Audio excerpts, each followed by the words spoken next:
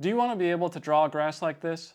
Stay tuned for my walkthrough and I'll share all my tips and tricks. Now what I really love about this technique is that you can really let your pencil and eraser just flow to create that really natural and wild feeling of the grass. Developing all of those layers and letting all the highlights and shadows work together. Also, especially on these lower layers of the grass, you don't have to worry too much about making any mistakes. Hey everyone, before we jump into the grass drawing tutorial, let me show you all the tools we'll be using today. So we have a variety of blending tools, of course, several different pencils from lighter shades to darker shades, a piece of sandpaper. I also have a reference image of a photo I took that we'll be drawing today. I'll put a link in the description if you want to download it for yourself and follow along. And the most important tool, which you're going to become best friends with, is this Sumo Grip Eraser. This is an essential tool for the tutorial today, and I would say this is just a necessary thing you should have for all your drawings. And that is the main thing I sharpen on the sandpaper. So you get a nice fine tip on it, and then it can really help you erase fine lines. I'll put a link in the description for this as well. So now, before we get into it, if you could, like and subscribe, I would appreciate it. Let's get to it. All right, so let's jump into the grass here. I did prep the paper a little bit, just shading in a base layer like this with the blending tool. And I drew the deer in here. So we're going to start with just a 4B pencil here. See how I have a good angle on this pencil? So I'm just going to try to draw little blades of grass like that, where it's a little thicker at the bottom and then it kind of goes to a tip. Just kind of a little flick. Try to get that point at the top if you can. So I'm just going to keep doing that technique as I go here, and I'm aiming for all these shadows around here. Now the reason I like to have a base layer is because if you look, a lot of what makes up the grass is the highlighted area of the grass. So if you don't have anything on the paper to erase, you're not going to be able to really get those highlights. Now I'm not trying to match this directly, this is more just a reference to make sure I'm accurate with the texture. So we're going to fill this in here quite a bit. Try to vary up the direction of your grass a little bit. I've kind of gotten a rhythm there of just doing it straight, but a lot of the technique here we're going to be doing is erasing those highlights in, since you can't really draw white with the pencil. So just keep working these in so we have something to erase and further define what we're drawing. I'm not really thinking too much, as you can probably tell. This is going to get refined as we go to really give the effect that we want. But you can see like down in here you have some real dark patches. I'm just going to switch to a 2B mechanical pencil to get a little bit finer of a line. Same technique with the mechanical pencil, just a flick. Kind of vary up your pressure as well as you draw. So some of these blades of grass are a little bit lighter than the rest. But if you're trying to get some blades of grass in the background, use a lighter lead and just do smaller little flicks back here. Now, you don't really want them to be sharp. You want these to be more blurred, because think about the perspective when you're looking at something in the distance. While the blades are smaller, they blend together more because your eye can't define them. I want to pause for a second and show you another application of this blurred, dulled background technique, because my goal in these tutorials isn't to help you just draw the grass in the reference image. I want you to be able to apply these methods to be able to draw any grass. So you can see here in this drawing, it's from a much wider perspective. And on the grass here, I'm leaving a lot more of the blades in the midtones and not working the highlights as much. And so I'm using that same blurred, dulled technique in some of this foreground grass, which again appears much smaller because of the wide angle, to give the impression of many blades of grass coming together. Now also, while we're looking at this drawing, another tip if your grass doesn't seem to be working for you, try drawing other parts of your composition like the sky or trees or whatever you're drawing. This will give your grass more context in the scene and help make it feel more believable. All right, let's get back to the tutorial. So you get sort of a basic idea. The real magic is when you start putting in the highlights. So I got the Sumo Grip Eraser here. We're going to sharpen it on the sandpaper. And I'll show you on this little shaded area over here. We're just going to do flicks. See how nice those little highlights come in there?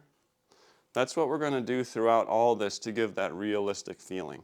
Because you see, there's so many different layers of grass in here.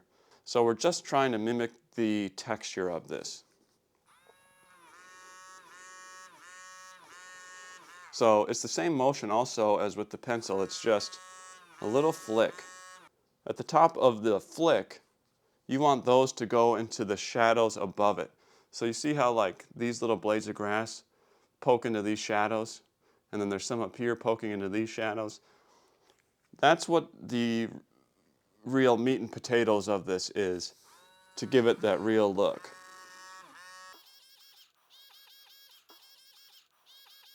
This eraser will get worn down pretty quickly, so sharpen frequently. And it will also get the lead off the tip of your eraser to help it work better. So just work those highlights into those shadows, making sure to give a lot of variety. And kind of working as thin as you can.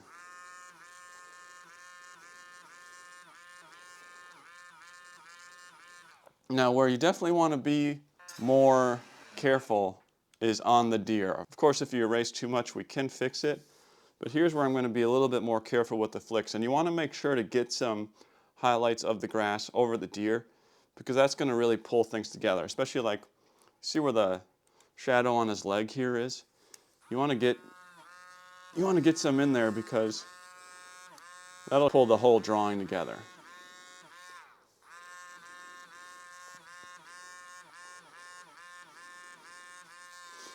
So that's somewhat working. Obviously I took off way too much there, but this is a layered process where we're going to go back in now with a finer pencil to create these blades of grass. And now I'm going to be a little bit more strategic with it. I can see that I have sort of let a few definitive layers form, and I don't want that.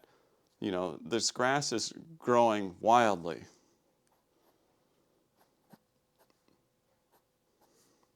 So, with the same flicks, just being a little more thoughtful here.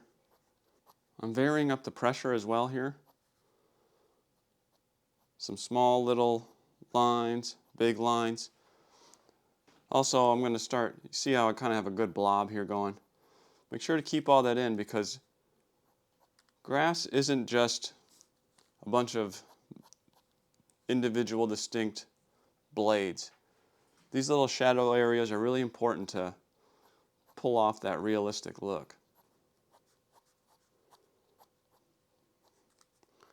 Just little flicks over and over.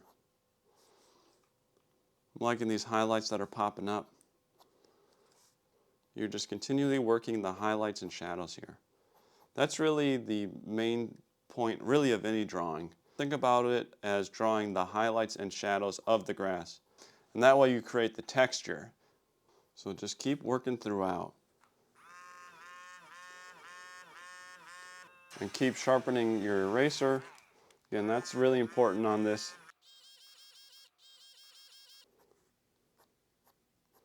I want some to come up and over the deer. Some to come up in here. Gotta be really careful up here, so I don't want to wreck the shading.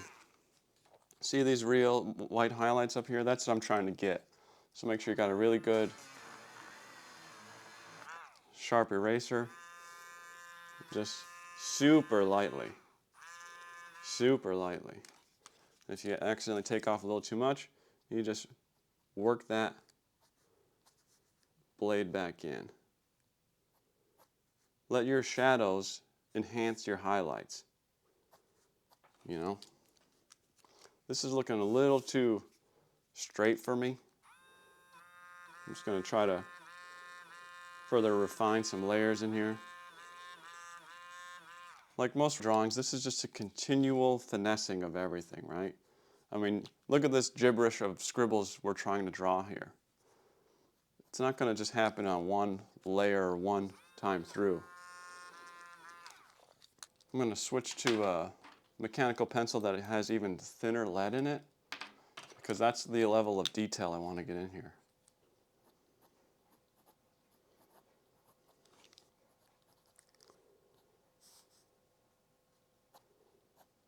These highlights popping up I'm really liking, but I want to add just a touch of shadow to it. You know, there are some blades of grass in shadow coming up. You know, drawing isn't a linear process. It's not a straight line. It's not like step 1, step 2, step 3. If you want a really high level of detail, you constantly have to be refining and learning and being super intentional with these blades of grass. You know, we're starting to get different levels of highlights as well. You can see some of these are a little bit muddy, which I like. You know, it's kind of like you're trying to get these textures on individual blades of grass, which is almost impossible to draw one at a time. See how I got all these blades up in here? So that's kind of this effect here. It's a layering of textures to create the grass. Similar to what I did in the forest drawing tutorial. It's starting to come together quite nicely.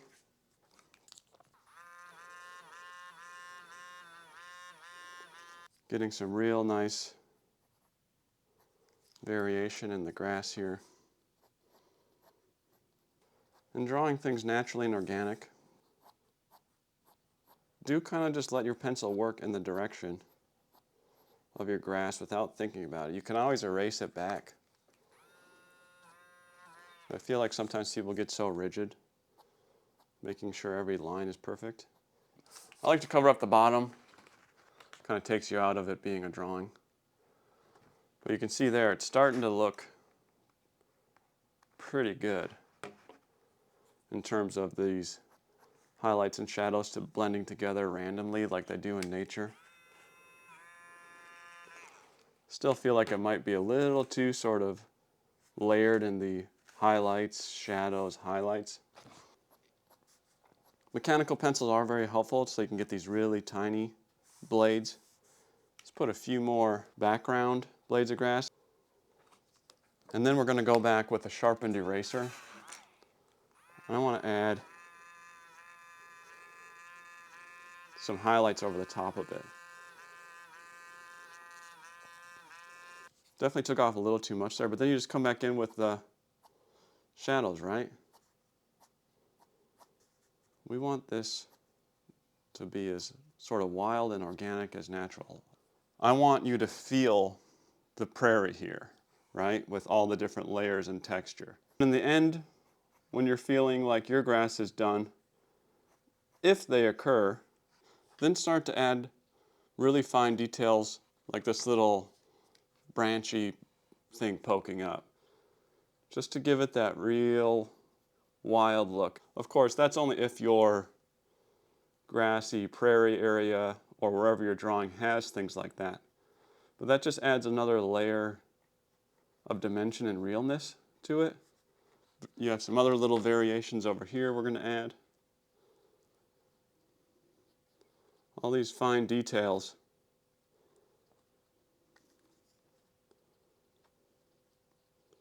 to give that realness to your drawing. These are just super light taps I'm doing here. Try not to, space them or give them any sort of particular order, because again, that's going to make it look like you just took like a stencil or something and just dropped a bunch in.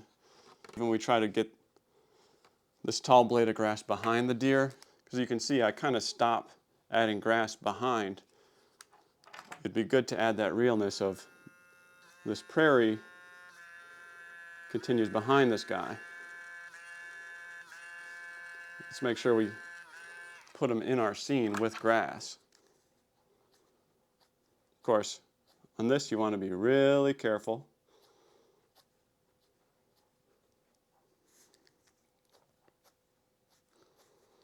But you can see, I think that made it really come together. Let's add a few little background grasses here.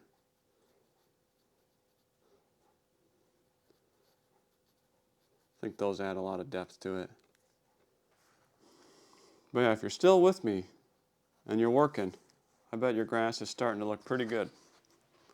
Doing it in the layered process like this creates all these variations that I don't know how you would achieve if you were just setting out drawing these individual blades. And in realistic drawing, I think that is super important.